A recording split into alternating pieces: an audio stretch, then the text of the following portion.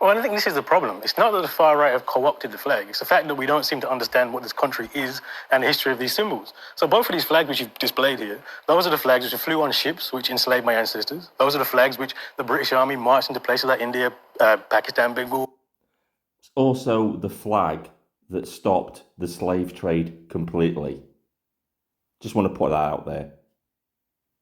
Africa and colonized 25% of the world.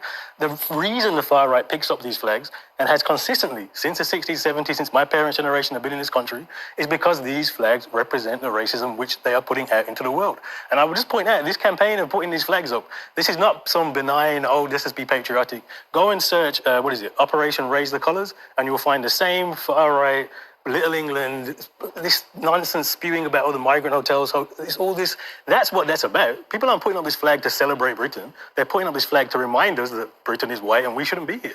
Morning, everybody. So the video you've just watched at the beginning of this video was of a university professor. He's a professor, as you saw in the clip, he's a professor of black studies, black history, black culture thing.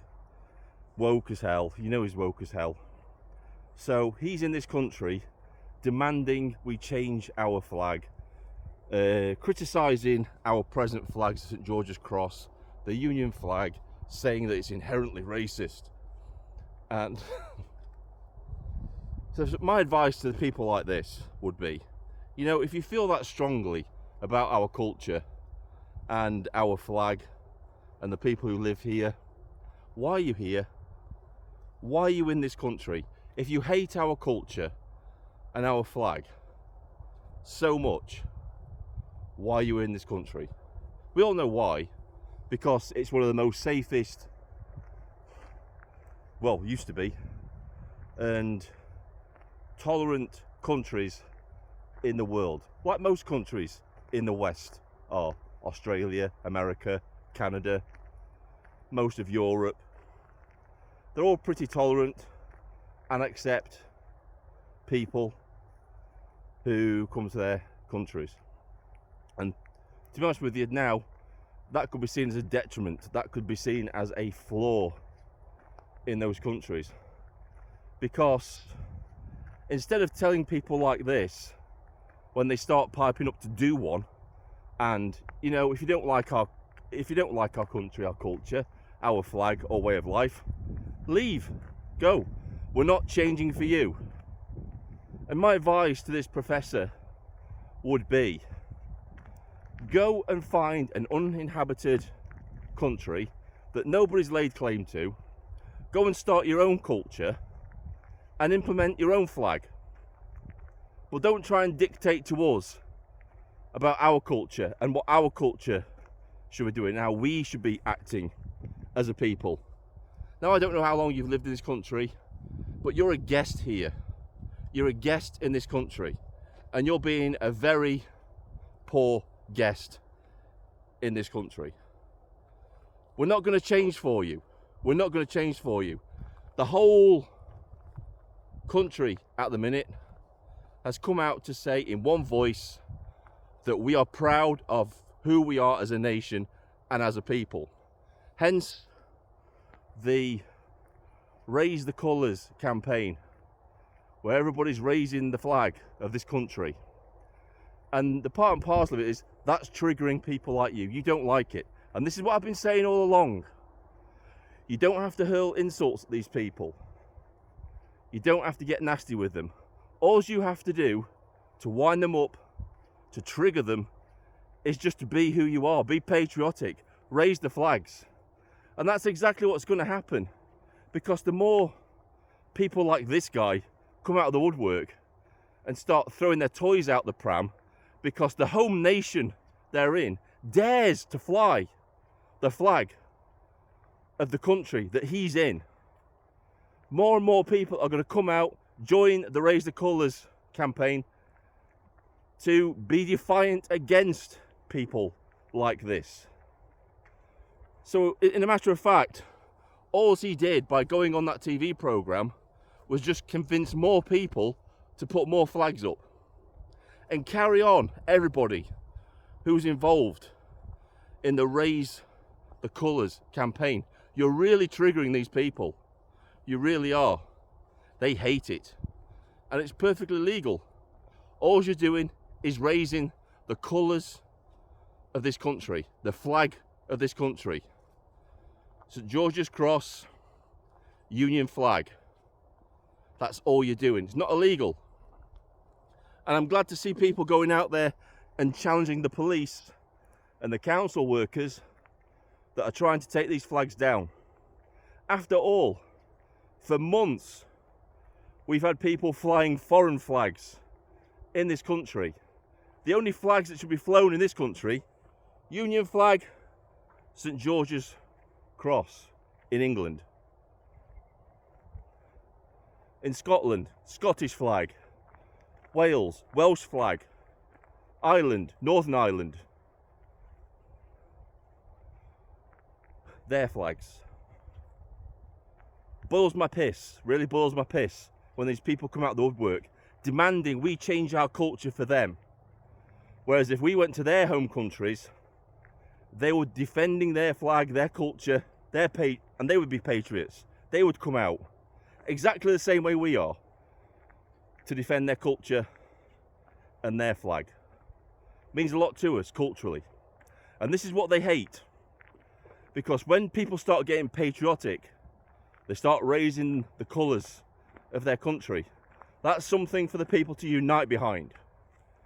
And that's what they don't want. They don't want unity. They don't want unity in this country. They don't want people being patriotic. They've tried to destroy that for decades. And now we're seeing a resurgence in it. And it's got them terrified. The establishment and the state is terrified of the amount of patriotism that is being shown right now. And like I said yesterday, it's peaceful resistance. It's passive resistance. And there's not one single thing they can do about it. Because the minute they start arresting people for hosting up the home nation's flags is the day they lose the battle. That's the day when the entire country turns against them, and then they've got a real fight on their hands. And they know that. That's why Keir Starmer came out in support of the Raise the Flags colours campaign. He knows deep down that's a battle he won't win. Is in lockdown. This school is in lockdown. This school is in lockdown. It might appear that we're raising concerns, raising children's fears, but in actual fact, they're quite calm doing it now. They understand the importance of doing it, and it doesn't worry them. This school is in lockdown. This school is in lockdown. This school is in lockdown. This school is in lockdown. You need to protect yourself in case, like, anything's outside, like, if danger is outside, and even if they could get into the classroom, they might not even be able to see. So the other video I've just played, lockdowns in schools, primary schools, secondary schools, nurseries, teaching their kids how to lock down their school, going through lockdown procedures. Now, think back, because I can't remember a time when I was at school in the 80s and 90s when we had to go through lockdown procedures because we were fearful of somebody walking onto school property and committing a mass murder attack event at our school. Never happened. Even at the height of the IRA, which was going on while I was at school in the 80s and 90s. Never did we have to go through a lockdown procedure like that. And we've been told for months, MI5, MI6, all the security agencies have been coming out and saying, oh, the threat to this country is the far right. The far right bogeyman that doesn't exist. And yet, ignoring the, is it 44,000 Islamic jihadists that they have on their terror watch lists, they're obviously they're just benign. They're just like little puppies and teddy bears, and it's all sunshine and rainbows with those people. No need to worry about those people.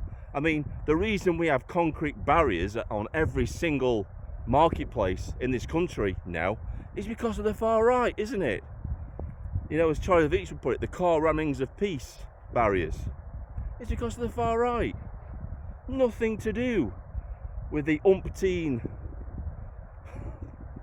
Islamic terrorist groups that have set up home in our country thanks to consecutive governments' incompetence in allowing them to come here. Even when those terrorist groups said they were going to send their fighters disguised as refugees to this country, we still allowed these people to come into this country undocumented instead of deporting them straight away and protecting the people of this country, because then we wouldn't have to have lockdown procedures in our schools, would we?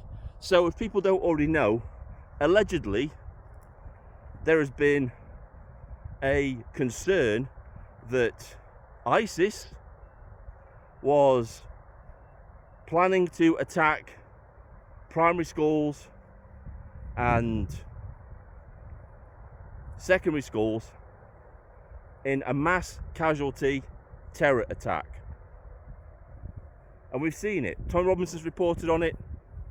We've seen the parents. The parents have been posting videos saying that, yeah, their schools have all been issued letters telling them what's going to be happening. They're telling their kids how to lock down a classroom in case some absolute nut job comes into their school with a high-powered machine gun or knife and tries to carry out a mass casualty event. That's the state of this country now. But of course, the priority is the evil far right who lurk in every corner. The evil far right bogeyman that doesn't exist. If you actually got the far right together in this country at the moment, they wouldn't fill a small car park. So let's stop pretending that it's the far right that's the issue. It's not, is it? Let's address the elephant in the room. The elephant in the room is that consecutive governments have allowed jihadists, terrorist organisations, Islamic terrorist organisations to enter our country covertly, form terror cells, and now they haven't got a clue what to do with them because they don't know where they are. I'm guessing the majority of people, my audience, including myself, will know where these people are. I mean, a good place to start looking for these people would be among the undocumented young men that they've been flooding our country with for the past few decades. You know, the ones that we've been putting up in 4-star hotels.